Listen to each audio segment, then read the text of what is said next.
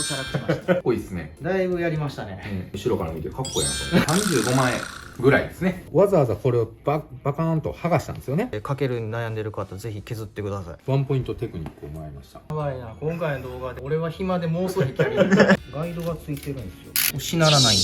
あ、いいですね。ミックスシャツと一緒に映える姿ですね。っ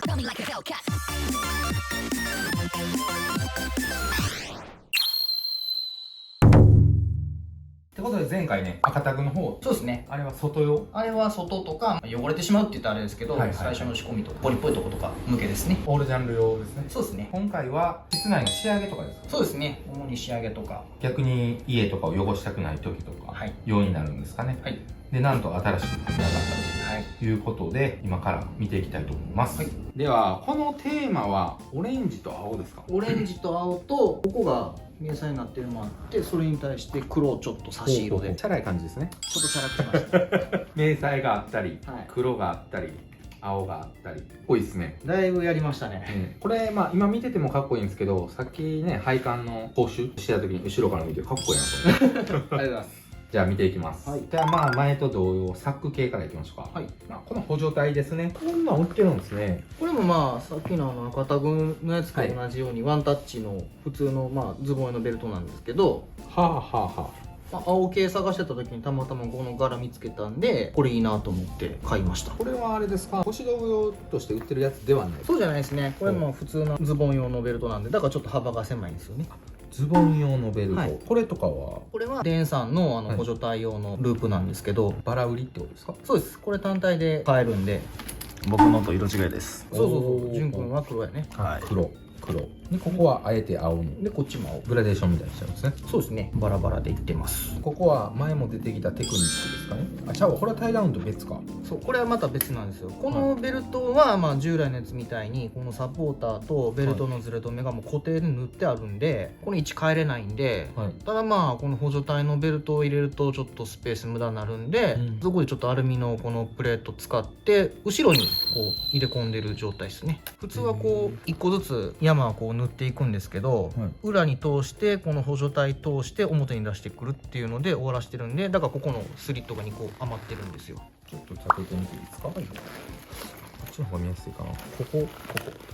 ああ、そういうことですね。ちょっと広げていいですか。こうなってるんですね。これがベルトですね。ウィーンってなってるんですね。そうですそうです。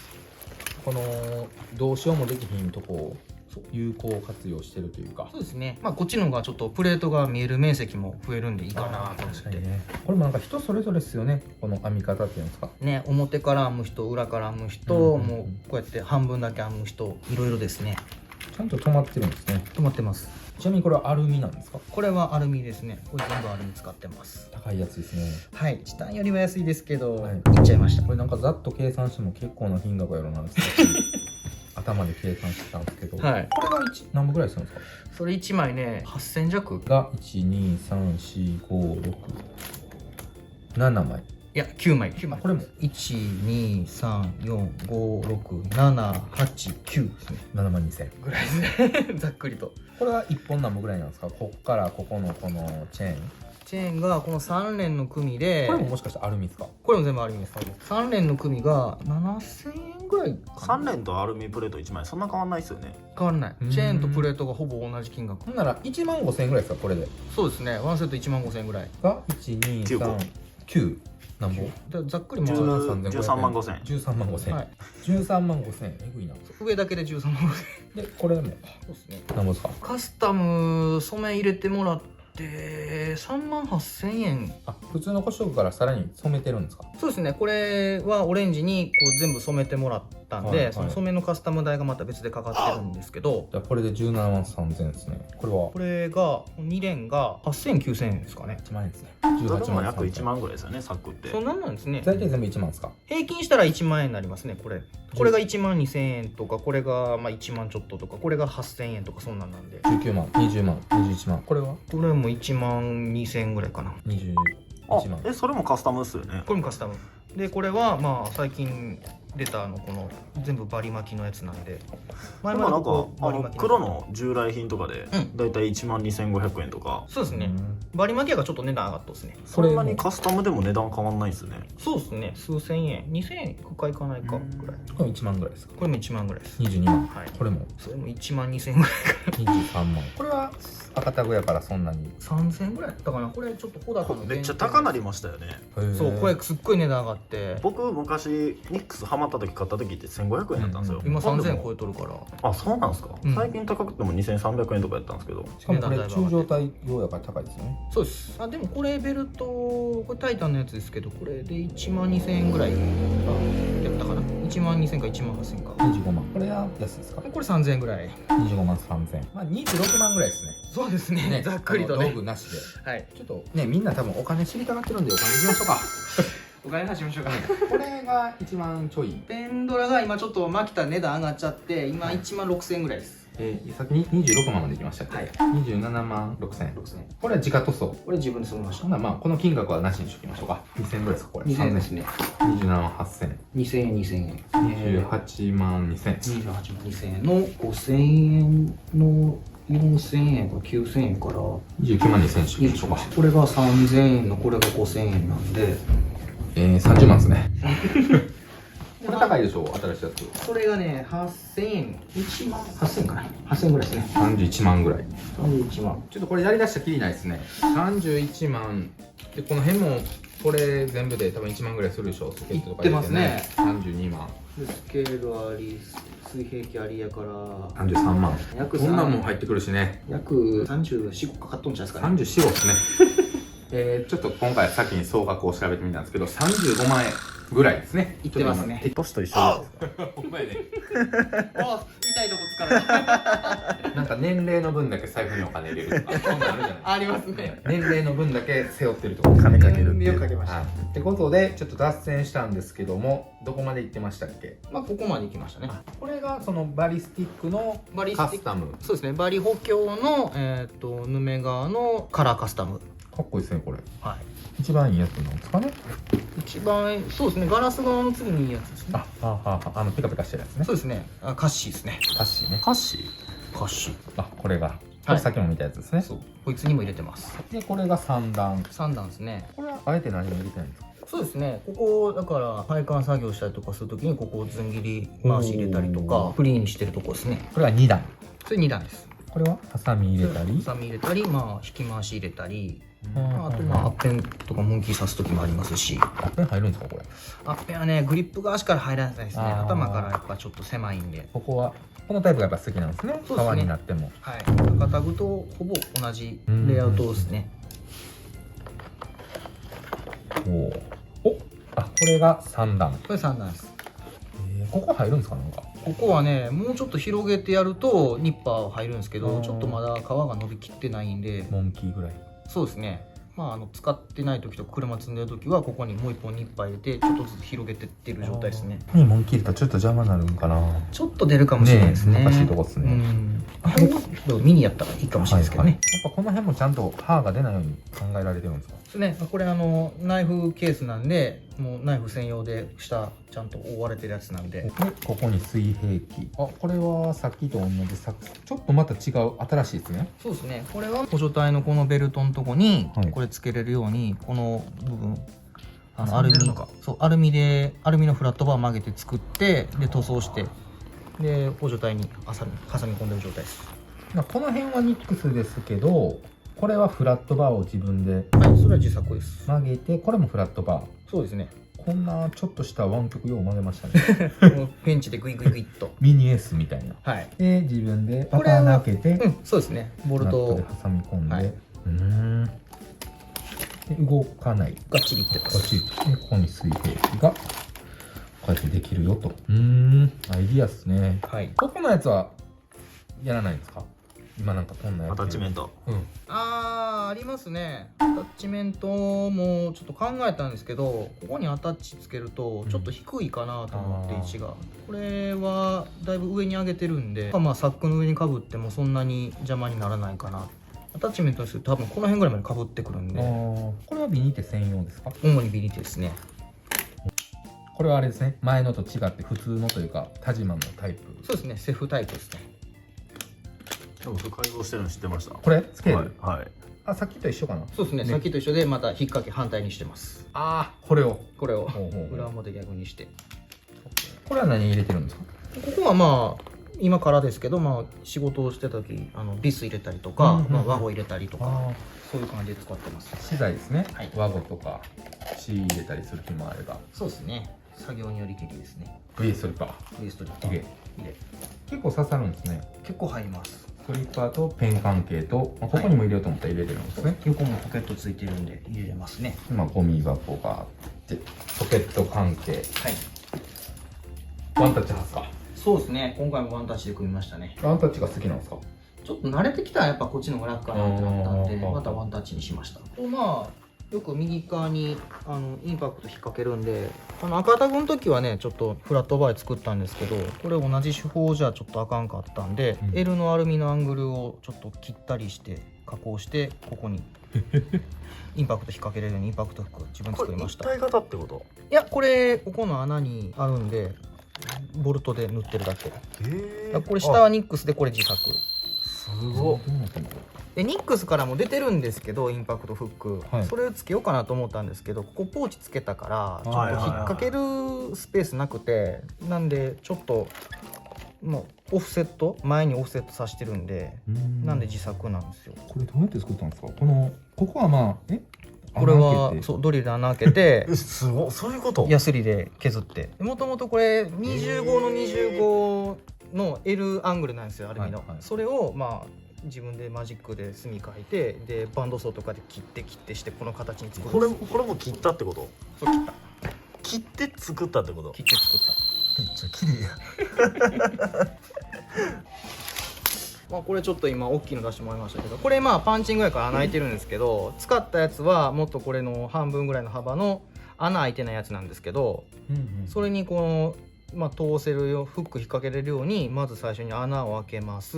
でちょっといらないところをこうバンドソーで切って落とし肉そぎ落として、でこのニックスのベルトループの元々のこの穴を使えるように同じピッチでネジ穴開けて、でボルトナット止めしてる状態ですね。だからこう L になってるんですね。そうなんですよ、ここが下と上の L 型ですね。なんか切った感がないっすよね。L になってるいやもうだいぶ今そういうものかと思ったら、自分で切ったってかなりこうヤスリとかでなんとかした感じですか？もうでもほとんどあれですね、成形はまあサンダーでカップつけて削ってやってるんで、そんなに手作業なかったですね。で黒でスプレーで塗ったそうですね感じですね。はい。これはすごい。種川さん暇なんですか？え暇なんですか？いや、これを仕事終わって家帰って夜な夜な近所の迷惑帰り水やる。そういう作業スペースがあるんですか？ないです。自宅のガレージでやるんで、インパクトの音とか夜中11時とかにごめんなさいと思いながら。ってことで、あややんの腰道具、サックとかばっかり、入れ物ですかね。ベース。入れ物関係ばっかりをちょっと触れていきました。で次回は道具もいろいろこだわられていると思うので、道具編に行こうと思います。次回の動画のサムネイルなど貼っておきますので、ぜひ見てください。で、あややんはね、インスタなどでね、活動してまして、ツイッターと概要欄にリンク貼っておきますので、ぜひフォローしてみてください。今日のカメラマンは、じゅんくんでした。はい。最近ね、動画あんま出てくれないですけど、カメラマンとして、ネズミと罵られてショックです。アンチコメントを、そういうのをね、はい。なくなっていくように、僕からもはいアンチさんに言うときます。努力します。ありがとうございました。ありがとうございました。お疲れ様です。前回あややんのこの腰道具の、サックであったり袋であったり、入れ物っていうんですかねについて見させてもらったんですけど、今回は、道具もいろいろパッと見た感じこだわられてるなと思ったんで、道具をゆっくり見ていきたいと思います。はい、今パッと見た感じ、青赤って感じなんですかね。そうですね。今回は赤タグの方はオレンジ系でまとめて、はいはいはい、今回はちょっとベルトに合わせてちょっと青系でちょっと揃えました。これはそれはビクターの、マイナスドライバー、ニッパーついてきた買った時についてきたんですよ。小高がそういうキャンペーンやってたんで。おまけみたいな。はい。これを買った時に。そうです。で使ってると。そうですね。黒のプラスっていうの、そうか。例のごとく貫通用に使ってるようですね。はい。ちょっと無茶するようで。マイナスは持ってるんだけども、はい、これだったら叩いたら多分割れるからこっちで使使ってると。これはこだわりはそんなにないというか、まあせっかく持ってたのもあるしちょうど青だったので、はいはい、使わせてもらおうと思って。これかっこいいですね、ピカピカして。これちょっと田島の豪圧なんですけど、はいもともとこれ滑り止めのグリップのゴムがついてるんですけど、引っ掛けを反対向けたくて、はいはい、でどうしてもその側めくらないとできなかったんで、めくったらこうギンギラギンになっちゃったっていう。要するにこのゴムとかがついてたけど、わざわざこれをバカーンと剥がしたんですよね。そうですね。ここが一緒ですもんね。はい。剥がした上にここを外してこっちに付け替えたってことですね。はいってことです。これ持ちやすいですね、意外と。そうですね。ね、ゴムの方が。もう僕ちょっと指短いんで、あまり大きいとやっぱ手から落ちちゃうんですよね。はいはいはい。ここも反対向きになってると。はい。まあ、これは前の動画で解説してるんで見てください。で、水平器。水平器はこのタイプが好きなんですか？そうですね。やっぱスイッチの開口寸法になってるのもあるんで、もうそれで使い慣れてるんで、ずっとこれ使ってますね。これってどうなんですか？落ちたら割れやすいんですか？割れやすいんで、はいちょっとこれも加工してるんですよ。おもともとこれ新品で買った時ってこの角がものすごくとんがってるんですよ。おでその状態で落とすとちょっとアクリルの特性上すぐ欠けるんで、なんでかけにくいように買ったらすぐにここ面落としするんですよ、いつも。これすることによって落としてもほとんどかけないんで、そうなんですか？はい、これ使ってるってかけるに悩んでる方ぜひ削ってください。この辺とか剥がれたりしないんですか？その削るときに。これね掘ってあるんで大丈夫なんですよ。ほうほうほうらしいです。ワンポイントテクニックをもらいました。ここはミニドライバー、はい、狭いところに板ラチが入ってるんですね。はい、板ドラか。検電器。ほなこの道具用、この腰道具用に道具も2個買ったんですか？はい、もうワンセットあります。すげえ。ボールペン。ボールペンもうちょっと青に合わせました。おお。手袋。ここは手袋ぐらいですね。これぐらいですね。でこれあれですね。レンさんの樹脂の。はい。でなんか僕のはい。腰ちょっとこのデンさんのやつ入れたら飛び出したんですよ。はなんかすっぽりちょうどの高さになるっていう人もおればちょっと飛び出るっていう人もいて、でこれちょっと飛び出たんで上だけ少しカットして短くしてますけど。既製品よりちょっとこう高さを。そうですね。でも僕のも飛び出ますよ。ああ、やっぱ出る。検電器。はい。検電器やっぱ表記がいいですよね。日置ですね。やっぱライトついてるからちょっと天井裏とかも見やすいですし、いいですね。このライト好きですね、こういう系の。そうですね。やっぱ天井裏覗いたりとかするときいるんですね。全く一緒っす、僕の。一緒のやつの一緒っす。ジェントス。4段階。で、明るいんですよ。明るいかな。さっきのよりは暗くないですか？先のよりは暗いですね、ねこれは。やっぱりどうしても。いくらぐらいなんですか、こ2300円か500円か。うん。れ。リーズなんですね。これは電池。炭酸2本ですね。これは田島のあれですか？田島のハサミですね。バリットバサミやって。はい。ここで使うんですか、やっぱり。あんま使ったことないですね。ハサミとしか使わないんで。これは配管をやするようですか？らしいですけどね、うんなんかこうインチとか19のやつこうグリグリって、ああ。はい、内張り取るようにっていうことらしい配ですけど。管も鉄管もできますよ。鉄管。はい。鉄管の中ってことやんな。中。うん、あとはうん。 L アングルを切った時とか、ほうほう。ちょっと角のバリがあって、でも大体の人ヤスリ持ってないとかいう人はうんそれこすったら取れるんで。へえ。こうこすんの？そうです。試したことない。その溝に沿って合わせて。ああ、なんか取れそうな気がする。確かに安いって毎回入れてたら重くなるもんね。そうですね。入れてない時ありますね。やっぱ安い長いから飛び出ますしね、はいどこ入れてても。邪魔ですもんね。ん。マキダのペンドラ。ペンギンですね。これ綺麗に色入ってますね。はい、今回は染めました。グラデーション。わざとですか？わざとです。あ、確かに濃い薄い。そうなんです。濃いく薄くなって濃く薄くなってっていうのをちょっと作りました。どうやるんですか、そんな。あ一個の鍋に入れるんじゃないですか。一個の鍋なんですけど、はいつける時間を変えていくんですよ。大変そうやね。これ全部バラしてジャポッとつけて、はいでそのままこうじっとすると綺麗に筋が入っちゃうんで、こう若干縦に揺するんですよ。はあは縦に揺すりながら時間経ったらどんどん深くしていってってするとこんだけ綺麗に染まるんですよ。どんぐらいかかるんですか、その作業。10分かかんないです。へえ、あ、そんなもんできるんですか。これぐらいの色入り始めもう1分ぐらいでこんだけ色入るんで、うんだから全部染めるにまあ5分もあれば。要するにこれをハウジングをばらして、はい、ここだけになるんですよね。そうですね。でこの状態からつけていくんですね。そうですね。でここまで水があってはい。ピュンピュンピュンってやっていくんですか。そうそう、段階を経てどんどん深くしていっなるほて色を変えていくっていう。谷川さんは暇かもしれないです。暇ですね。みんなに言われるそれ。これも同じくはい。緑に。これはまあもともと黄色なんで、はい青で染めたんですけど、ほうほうまあやっぱ緑になったなーって感じなんですけど、ただまあこう刺してた時にてっぺんがこう青色なんで、はいまあ見えてる時も青で統一できるからいいかなと思って。青に見えるこれ。白じゃない？もう白は白でしょ。これ白ちょっと視聴者さんもまあちょっと水色ぐらいかな。いや水色にもなってない気がしますね。あれ俺色彩おかしい？色も暇なんですかやっぱ。暇。多分青色にしたかったっていう思い込みでもう青に見えてる。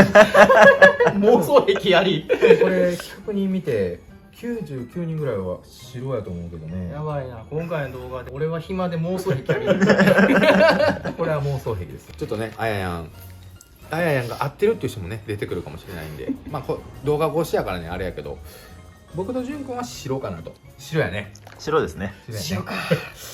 アンケート取りましょう。お願いします。でここがビクダンですね。これは元々の色ですか？いやこれはここ白なんですけど、そこ黒に塗りました。これ塗ったっていうのは染球で。はいマスキングして。そうですね。このビッグダブレスでも黒青出てるんじゃないですか？で黒は出てます。でもわざわざ直塗装したってことですか？そうなんですよ。プラスの方にこのずん切りのやつがないんですよね。修正。修正が。ああそれでか。なんでシリーズ合わせたかったんで。はいはいはいはい。そういうことですね。そういうこだわりですね。そのペンチの刻印めっちゃかっこいいですよね。初めて見たさこれ。しかもビクタープラスはここにあるからなんかやりやすそうやなと思って。そうですね。富士屋の黒木の後ろですからね。だからちょっと回しにくいんですよ。こうね、つまみにいけないですからね。こうやってやりやすそう。まあでもその分ちょっと絵が長くなるからあ場所によってあれなんかな。でも回しやすさは絶対こっちでしょうね、場所的には。お、これは何ですか？お、これは何ですか？クニペックスのカッターなんてあるんや。はい、そのクニペックスのカッターナイフです。渋いですね。これはちょっと変わったカッターナイフです。どう変わってるんですか？普通のカッターナイフってまあ刃出すとこうね折れたりするんですけど、このクニペックスのカッターってガイドがついてるんですよ。へえ。これを出すとこいつが刃を押さえてくれるんで刃がしならないんですよね。力かける作業がこのナイフでできる。通常刃ちょっと長いと、まあ、こういう感じにしなりますよね。そうですね。これガイド出すとこうしならないんで、はいはいはい。どうしても長い状態で力入れたい時にこいつが出てくるから折れる心配がなくこう作業できるっていう優れもんで。でまああとここに刃が2枚入るんで4の刃が。合計3枚そうですね。フルいけるってことですね。はい、いけます。めっちゃおすすめですこれ。あ、純子も使ってるの？使ってないですけど高いんで買わないであ、す。そう、何もするんですか？これで5000円ぐらいします。カッターで5000円は高い。高いでしょ、ね。そうなんですよ。ボディも全部アルミなんで、ははは。だから割れることないんで、樹脂と違ってある。アルミボディです。ちょっと触って、あ、ほんまにアルミや。ちょっとこの辺がちょうど色剥げてるんで。あ、これ塗ったんですか？いやいや、これもともとこのクニペックスからなんですけど、あ、しかも刃もクニペックスの刃なんですね。そう、これ最初クニペックスの刃がついてるんですよ。あれ買えばはクニペないんですか？クニペの買えばまだ見たことないね。ただ規格がこのカッターナイフの刃の規格を作ったのがオルファなんで、だから日本のオルファとか田島の刃は別に普通に合うんで。 L ってことですね。ですね。刃の刻印がちょっとみんなと違うのだったらかっこいいですよね。うん。これめっちゃかっこよくないですか皆さん。渋い。チラ見せおしゃれ。僕もオルファだとみんなと被るからわざと田島にしてるんですよ。ああ、そういうことな。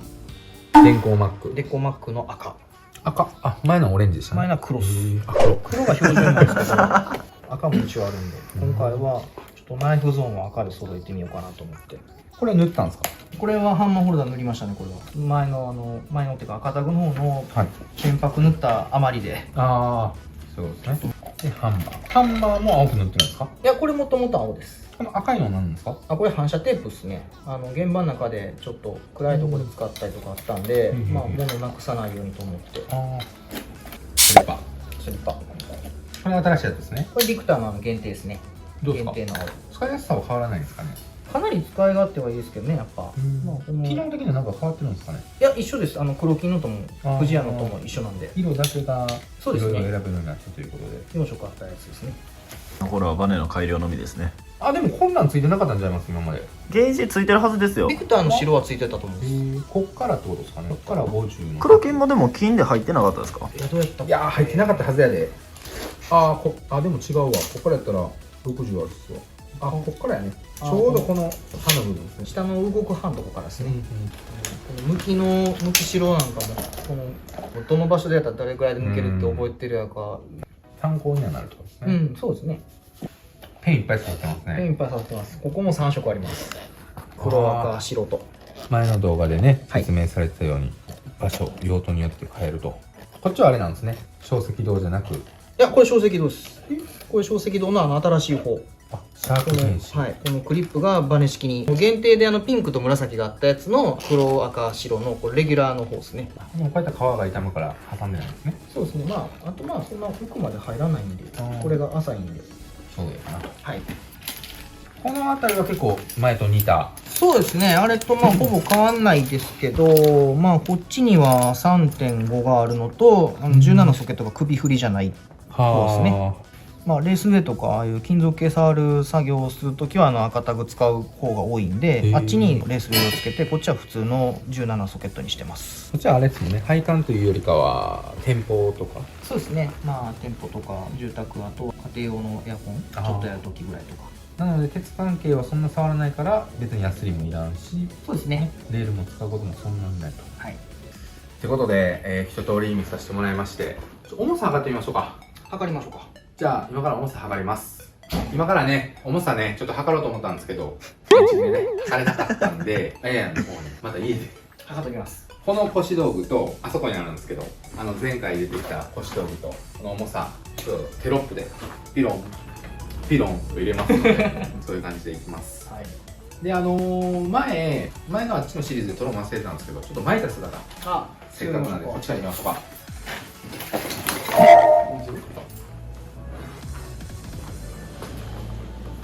いいっすね。ミックスシャツと一緒に映える姿ですね。この画角めっちゃ綺麗。いい感じ。綺麗やな。青がかってんな後ろの真ん中のやつが。いい感じやな。職人やな。ほう。ありがとうございます。次あっち行きましょう。いいですね。やっぱあれが目立ちますね、チタンのね。ここですか。焼き付け加工が。ちょっとさりげなくね。てかだいぶバランスいいっすねこれ。うん道具の。そうだね。前神田さんでちょっとハンガー引っ掛けさせてもらった時に神田さんのとこのハンガーが左右のバランス取れてないと傾くらしいんやけど、こっちのやつピタッとまっすぐ止まったからちゃんとバランス取ってるんや。右左の重さがちょうどいいみたいな。そのたんすか。いや若干狙いましたやっぱり。再バランスよくないだろう。はい。あざっす。ってことで腰道具撮影ありがとうございました。これから腰道具組まれていく方がこの腰道具チャンネル腰道具動画を見てくれる方が多いんですけど、アドバイスといいますかどういうところから始めていけばいいかなっていうので。僕もニックスまだ1年ちょっとなんで、はい前ユウさんのやつ出させてもらった時は、いろんなデンサンとかフジアとか組み合わせたやつだったと思うんですけど、はい別にニックスにこだわらなくてもやっぱ使い勝手がいいのとか、その最初に手が出る範疇っていうのはあると思うんで、無理のない範囲で自分が仕事しやすいように組んでいくのが大事かなと思うんで、そこからニックス憧れてたらニックスステップアップじゃないですけど行ったりとか、そこからいじるのが面白くなったらカスタムしていくとかでいいんじゃないかなと思うんで。15年ぐらいですかね。今電気屋歴はバイト時代から合わすともう20年近いですけど、18年ぐらいはニックスでなかったってことですよね。そうですね。で1、2年前がニックスになってなぜニックスにしようかなっていう心がある人ですか。ちょっとニックスを知った時からちょっと憧れあったんですけど、やっぱちょっとまだ手が出ないっていうかのもありましたし、ですけどちょっとユウさんと知り合って、やっぱニックス使ってる職人さん知り合い増えたのもあって、やっぱかっこいいな欲しいなってなったのと、使ってる姿を見ても使い勝手良さそうだったんで、思い切っていっちゃいました。ニックスにして良かったことはありますか。やっぱり仕事がしやすくなったのもあるんですけど、コミュニケーション取りやすくなりましたね、現場で。ジュン君とか。はい、そういうのもありますし、多職の人でもやっぱ電気屋さんその腰すごいねとか、それ高安ちゃんとかいいやつやんっていうので、まあ、大工さんとかともそれで仲良くなれるんで、現場やりやすくなったのはありますね。ほんなまあ仕事がしやすいだけじゃなくコミュニケーションツールとしても活躍してるっていうことで、そうですね、はい、集まりとかありますもんね。ありますね。ということでありがとうございました。ありがとうございます。あややんはインスタとツイッターとやってますんで、ぜひフォローしてください。ここに画像と概要欄に URL 載せておきます。はい、ありがとうございました。ありがとうございます。とりあえず面白くしたいです、電気屋を。